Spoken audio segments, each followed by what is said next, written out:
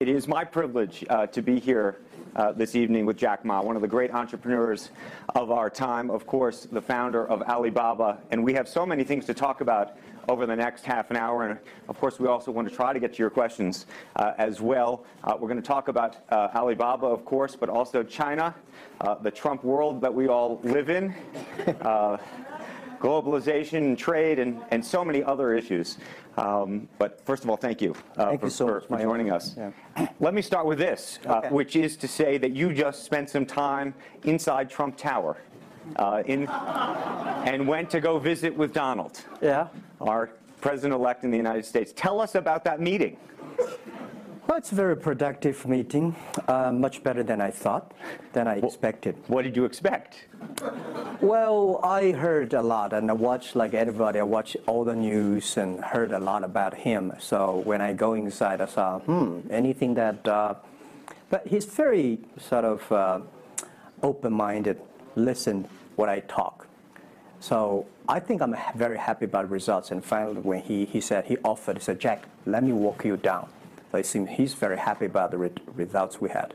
Can I ask, how does a meeting like that happen? Do you call him? Does he call you? Well, how does this take place? Well, that's the question I'm asking myself. Because someday I got some requests from people say, Jack, do you want a meeting the president-elect? I say, is that true or not? Because I'm not ready for that. Because I don't know what to talk about. And then a few days later, I got another request. I got several requests, and then I saw one email with a friend, and it's very sort of specific. I thought about it. I think, yes, maybe I should go and have a talk. And at least I think President-elect Donald Trump would be happy to hear what I want to talk about. So I went. And what did you tell him? Talk about the small business, talk about agricultural products, talk about the trade between China and the USA. We especially focus on telling about how can we bring the small business in America, sell them to China, to Asia, through our network, which can create a lot of jobs for them. And you committed to create what you say is going to be 1 million jobs in the United States over the next 5 years. Yeah.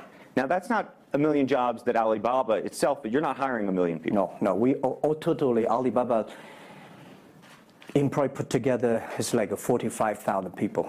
We cannot hire 1 million. I cannot imagine I can manage 1 million people. You know. Explain to us how you think about the U.S.-China relationship, given some of the comments that Donald Trump has made about China being a currency manipulator. Did that come up during your meeting? Well, I think first, in America, there's a freedom of speech, right? So he can say whatever he wants, and I respect, I understand. But of course, I have my views. We did not debate about the China-U.S. trade or manipulation. We did not debate. We did not talk. We agreed on something. Small business, developing the Midwest America, helping the farmers there, small business there, exporting to China. So we all agreed. But something that we did not discuss about the American the job losing to China, Mexico, and this. Can I share with you my ideas? Please. Yeah. First, I think 30 years ago, when I just graduated from universities, I heard America had a wonderful strategy. They outsource the manufacturing job, service jobs. They outsource the manufacturer to Mexico and China, outsource the service job to India. There's a book called The World is Flat. Tom Friedman, colleague at the New York Times. And I think it's a perfect strategy. You know, that the Americans said, we just want to control the IP, we just want technology, we just want the brand, to leave the lower-end jobs for the world. Great strategy. And second is that the American international companies made millions and millions of dollars from globalization. The top 100 companies in America. Amazing. I remember when I graduated from university, I tried to buy a beeper, the Motorola beeper.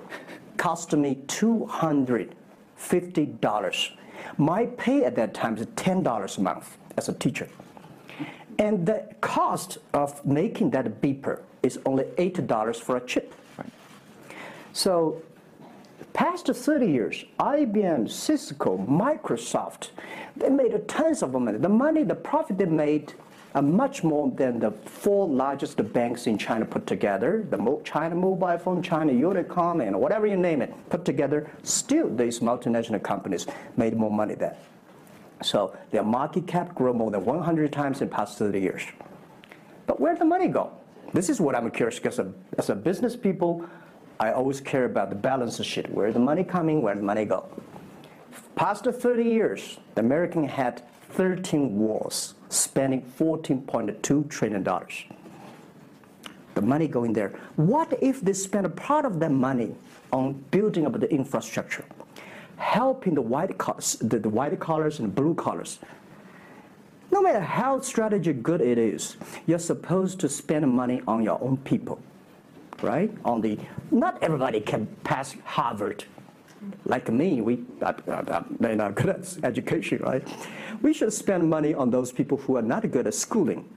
And the other money, which I'm curious about, is that when I was young, I heard America is about Ford and Boeing, those big manufacturing companies. The last 10, 20 years, I heard about is Silicon Valley and Wall Street. The money go to the Wall Street. And what happened? Year 2008. The financial crisis wiped out $19.2 trillion USA alone. They wiped out all the white collars and destroyed 34 million jobs globally. So what if the money is not Wall Street? What if the money spent on the Middle East, Middlewest of the United States, developing the industry there? That could be changed a lot. So it's not the other countries steal jobs from you guys. It is your strategy. Okay, but you do not distribute the money and things in a proper way. This is what I. And now we're having a backlash. And that backlash is a rebuke of globalization. And so much of the conversation, frankly, that we have here, and that backlash is happening in the United States. But I will say President Xi was here yesterday. You had lunch with him. And he was quoting Abraham Lincoln. What did you make of that? Well, I would say that globalization is a great stuff. It's the USA, it's developed countries to teach us how to do globalization. I remember 2002 or 1, before China joined the WTO, everybody in China was worried. Me, I was worried. Because what if all the international products come to China, destroy our industry, and we have to lose a job? So convince the China, after 20 years, then you guys are say, this is a terrible thing. I believe globalization is good, but globalization needs to be improved. This is Donald Trump, President-elect, want to solve it, the problems. That globalization, I think, should be inclusive globalization. In the past 30 years, the globalization was controlled by 60,000 big companies. 100 years ago, globalization was controlled by several kings and emperors. What if next 30 years we can support 6 million business doing business across the board? What if in next 30 years we can help support 20 million small business can do business across the board? So this is something which I believe globalization should be inclusive. And do you think that the words of President Xi will happen in reality, which is to say that China has largely acted on its own behalf for many, many years, and now is effectively saying that the U.S. needs to continue acting on everybody else's behalf? Yeah, I think, the world needs some, Mr. Xi yesterday said, it's a wonderful time, it's a best time, or the worst time. The world needs a new leadership, but the new leadership is about working together. This is what I understand. We do not necessarily need one specific leader to teach us what to do, what not to do. But the world have to partner together. This is what I think. And I think as a Chinese, as a business people, I feel proud for what President Xi said yesterday. As a business person, I want the world to share the prosperity together, to join the force together. as a Chinese, I'm happy about what he committed. Yesterday he said, he speaks like us, takes the responsibility of the second largest economy. As the China's second largest economy, he has to take some responsibility. This is the first time I heard a Chinese leader make number commitment. He said, next 10 years, we are going to import $8 trillion US. This make me feel excited because China is transforming from exporting to importing. If there's a concrete number, if we can fulfill it, this is going to be huge change to the China and to the world. But don't you think that it's easier today for China to be interested in globalization because of the benefits that can accrue to China because you're continuing to develop than it is for countries that are, quote unquote, developed? Well, first, the WTO rule is not designed by China. It's not made by China. I would say there's something that I want to change. The WTO is designed, a lot of rules designed for big companies in the past 30 years, and only big companies can do it. And China definitely benefit a lot from opening. I think China should learn one thing, that we grow in the past 30 years. It's because we open to the world. If we continue to open to the world... Not fully. Okay. American business that wants to effectively go into business in China has a very difficult time, has to partner effectively with a company that's there already. This is why I said China has problems too. The world has problems. And China definitely has a lot of problems. China should open, should be more confidence. This is what I feel yesterday. I feel the confidence of Mr. Xi that he is ready to open more to the world. This is what I suggest, that we should solve the problem by business community, right, by negotiation. WTO, China joined WTO for like 20 years or 70 years. I don't know the number, but the past 2 years, that I think we as a business, we as a country, we as the world, we have to review something. Right. But not because unbalanced things, we stop it. You've been calling for something called EWTP. Yeah. What is that? This is what I would talk about, is that the WTO was great, but they mainly designed for developed countries, big companies. There's no opportunity for small business. We want to build up an EW, Electronic World Trade Platform, to support young people, small business, things through mobile phones, internet, they can sell and buy across the board. And the other thing is that WTO is a very interesting organization. When you put the Doha round, when you put 200 government officers in one room, ask them to agree on something, it's impossible. I can never imagine that they can agree on something together. Business should be designed by business people. So we believe EWTP should be something that the business people sit down together, agree on something, negotiate on something, and get endorsement from the government. I want to talk a little bit about Alibaba and the model itself, because I think for many in the West, if you will, they don't necessarily understand it. And to the extent that the extent that I could try to compare it to Amazon, which I know you think is an unfair comparison, one of the things that's so fascinating to me is that Amazon and Jeff Bezos have pursued what might be described as a very asset-heavy business model. They're buying airplanes. They want to own the entire supply chain from beginning to end. And Alibaba has effectively an asset-light business. It is very much, in terms of the retail piece of this, the opposite. You don't want to own the warehouses. You don't want to own the logistics companies. How do you think about that? Is Jeff Bezos right, or are you right? And is there going to be a meeting in the middle? I hope both are right. And because the world can never have one model. If the world has only one correct model, the world's too boring. Right? We need to have all kinds of models. And the people who do the model should believe in the model. And I believe what I do. Right?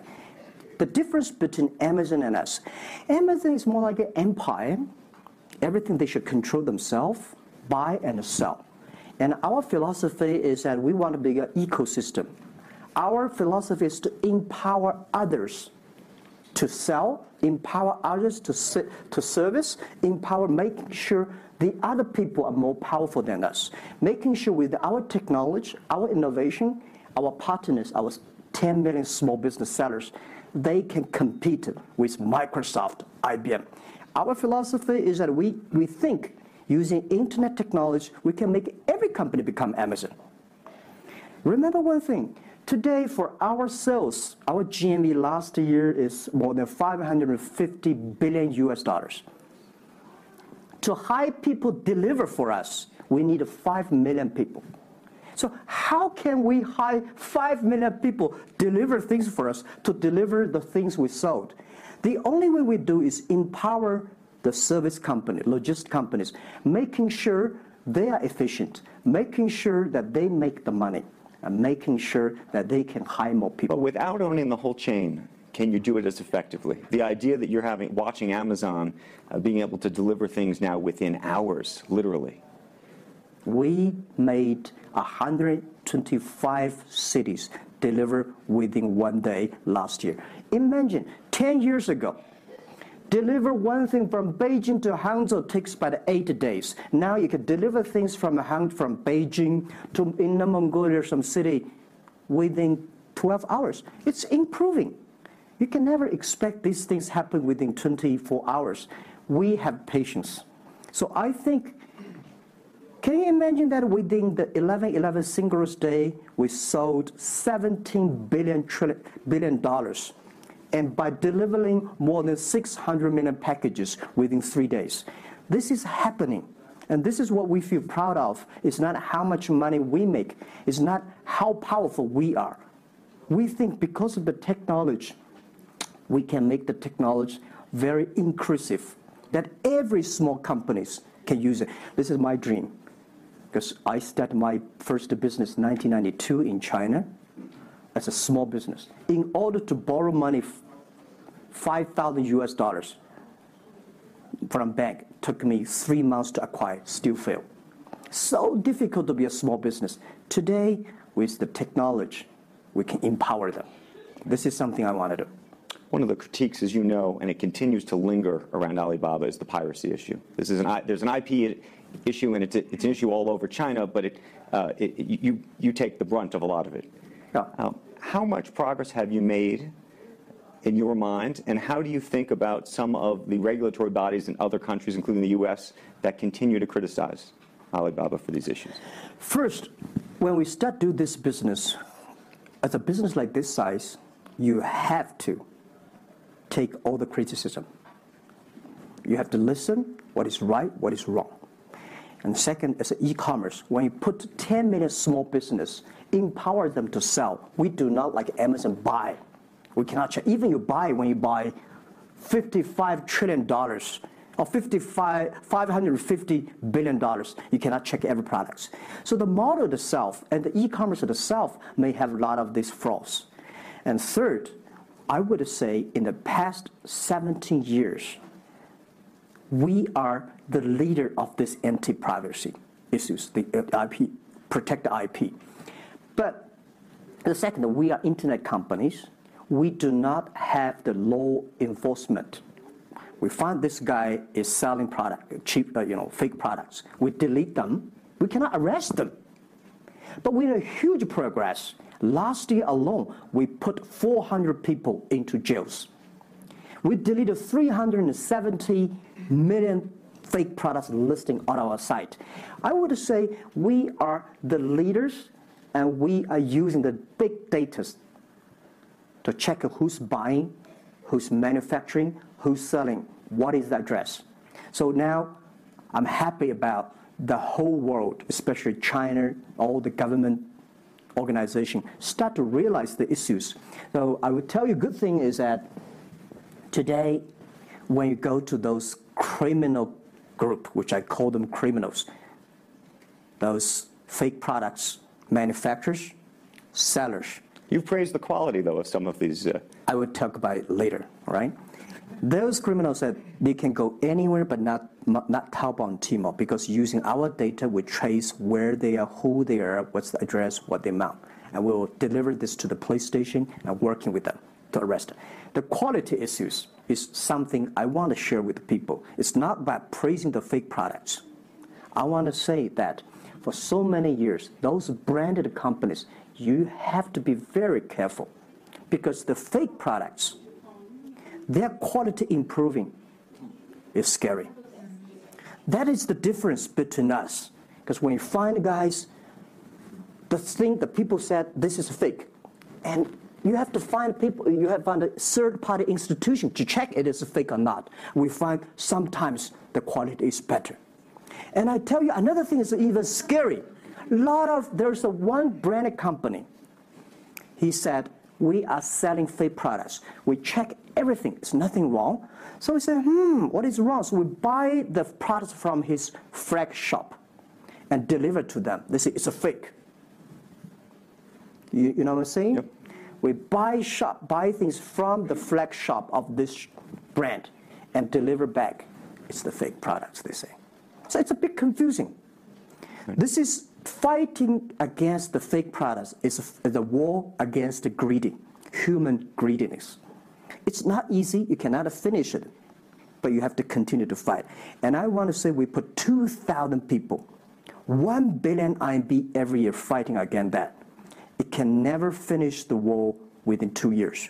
But I'm happy, whether people criticize me, criticize us, the most important is that we are happy about the progress we made. Right. But if people praise me, so, when people say, Jack, you're wonderful, I know I'm not wonderful, right? Oh, Alibaba's great. We are not great. We are just a 17-year-old company. But when people say, you're doing nothing, no, we're doing a lot of things. But you don't have to argue. You don't have to debate. You do what you believe. One of the things you mentioned was using big data on the piracy side, but the other thing that you're using a lot of that big data to do is provide credit and effectively banking the unbanked. And what's so fascinating to me, and I hope you'll share it, is we've talked about the Sesame credit. Yeah. How you are able to use big data effectively to figure out who deserves credit and who doesn't in a marketplace where some of these people had no credit history before. Okay. Well, before we do that, we had a system called Teach Computers to learn how to anti-fake products, teach the computers to learn how to, because we have Alipay, a lot of people try to use all the ways to cheating. So we teach the computer how to do that, the cheating things. So we've been doing that for 10 years. Until now, there is called artificial intelligence, because we've been doing that. We are a data company. 8 years ago, we said to ourselves, Alibaba should not be an e-commerce company. We should be a data company, because we have the data from consumers, we have data from the manufacturer, we have data from the logistic company and transactions. But we think how we can make a data really beneficiary to the society. What China needs is that we have a lot of great people. All the small business, they are very credible, but we don't have a credit system for that.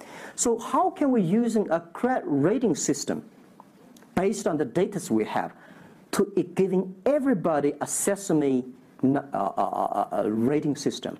That is so powerful in the past 4 years, because every individual, every small business, if they have been using our services, we give them a rating system. So we're giving loans in the past 5 years. We're giving 5 million business loans. They only borrow $5,000. 3 minutes, we can decide whether we should give you money, how much you want to give. Within 1 second, the money will be in your account. And 0 people touch, so we call it 310. And even today, the Sesame rating system become people dating. The mother-in-law want to say, hey, you want to dating with my daughter? Show me your rating system of the Sesame card. So it's so funny. We go to people want to rent a car, people want to rent a bicycle, they will say, show me your Sesame cards. Good. Because if they do not pay back, if they do not fulfill, the rating system is going to low down and they can never rent a house. This is what we want to build up, the system, that if you sell or buy fake products, the Sesame cards will show. I'm going to open up to questions, but a final one from me. There's been a lot of speculation that you're going to get into the business of Hollywood. Your name has appeared, Alibaba Group, at the beginning of a couple of big films recently. What is the ambition for Alibaba in the entertainment world? the beginning was like this. Several years, every 5 years, we have a review for our strategy. Now, our strategy is always to look at the 30 years and 10 years. And every strategic decisions we make, we have to ask one question. Did this decision we made solve society problem? Because we believe the bigger social problem you solve, the more successful you are. So if we do this cannot solve any social problems, we don't do it. Second, is this project is going to be successful in 10 years? If it's going to be successful in 10 years, let's do it. If it's going to be successful in 1 year or 1 month, normally I would say, forget about it. Because why you can be successful in 1 year or 1 month? So we all have to put parallel. And 5 years ago, we had a big debate about 10 years later, 20 years, what are the things that China society and the world want? So we say happiness and health. 2H strategy. So happiness and health. We believe Hollywood, the movie industry, bring people happy. Because today, nobody's happy. Rich people not happy, poor people not happy, At least when I watch a movie, I feel happy about it, right? So I think we should partner with the Hollywood, especially like a lot of, we have a different way of living. In China, the movie, we have a lot of heroes. But China movies, heroes always dead. The American movie hero never die. If all the heroes die, who want to be the hero? So my movie, I want to make the hero live, right? So this is I think we should learn a lot, and it's only about 2 years, so we have another 8 years to go. I want to make our company that it's not e-commerce. It's something that giving people inspirations, giving people, because I learn a lot. For example, I always say that my favorite movie, Forrest Gump. Life's tough. This is I learned, and that inspired me. That is why when people call me crazy, stupid in the past 17 years, you're crazy, you're doing something never work. You're stupid, how can you do that model? Amazon this model, eBay this model, why Alibaba this model? I told myself, Forrest Gump said, go ahead. Never care about what the other people. And the other thing, Forrest Gump said, nobody make money out of the catching whales. People make money by catching shrimps. So we serve small business. Fair enough. Jack Ma, we should probably end it there because we're going to run out of time, but I thank you. Thank you so much for the conversation. I promised we'd sneak in a question or two, and we literally have 2 minutes, and they're going to get upset with me. If you have a question, and we're going to, I got to beg you to do it within literally, a second. So go for it right there. Okay, I'm not going to say that China and the US is going to have a trade war, but if the Trump administration get tougher on China in terms of trade agreement, is that going to hurt Alibaba? Well, I don't think so. I think China and the U.S. should never have a trade war. We'll never have a trade war. And I think we should give President-elect Donald Trump some time. And he's open-minded. He's listening. And I think the war, it's so easy to launch a war. But it's so difficult, almost impossible sometimes to terminate a war. Iraq war, Afghanistan war, is that finished? No. Trade war. I believe one thing. When trade stops, the war starts. Trade is something that people start to communicate. Trade is something people exchange culture and value. And I will be happy if China and USA agree on something and Alibaba business model destroyed. I would destroy Alibaba model by stopping the war between. Because how can you imagine the first largest economy of the world, second largest economy of the world, have a trade war? It's going to be a disaster for two countries and for the world. If anybody can do something to stop it, do anything to stop it. Did you have a reaction to Trump and the situation with Taiwan and how he's thinking about that? Well, Taiwan, I think this is not something about government. This is not something about business. It's something about the people. If the Taiwan issue is the population, if you do Taiwan issue, it's like against 1.4 billion people. So this is another issue. So we're talking about trade. We're not talking about Taiwan. Very politic. Let's take one final question if we can. I think we can steal one more in.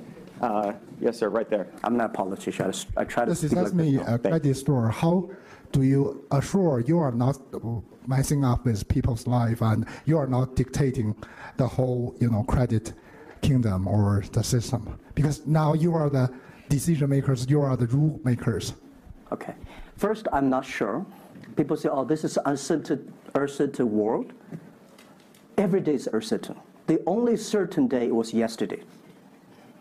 I'm not sure about that in the future I will dictate, I will be stupid. That's why I should retire early when I'm young. That is why I have a lot of things that I dream I want to do. I want to do philanthropy, I want to be a teacher, I want to go back to school, I want to do the environment. And the world is so wonderful. Why should I be the CEO of Alibaba all the time? I'm coming to this world not to work. I want to come to this world to enjoy my life. I don't want to die in my office. I want to die on the beaches. It's a wonderful message. Jack Ma, thank you for the conversation. Well, can I say one last thing? Yes, please, please. I just want to give my last advice to any people here that every government should pay attention to in the next 30 years are critical for the world. Every revolution, technology revolution takes about 50 years. The first 20 years, technology company. Next 30 years, the implication of the technology. Focus on next 30 years. The first 20 years, eBay, Amazon, Facebook, Alibaba, Google, good. The most important is that make the technology inclusive, make the world change. This is 30 years. Next, pay attention to those people who are 30 years old, because those are internet generation. They will change the world. They are the builder of the world. Third, that let's pay attention to the company who have fewer than 30 employees. So 30 years and 30 years old and 30 employees. That can make the world much better. Jack Ma, thank you very, very much. Thank you. Thank you.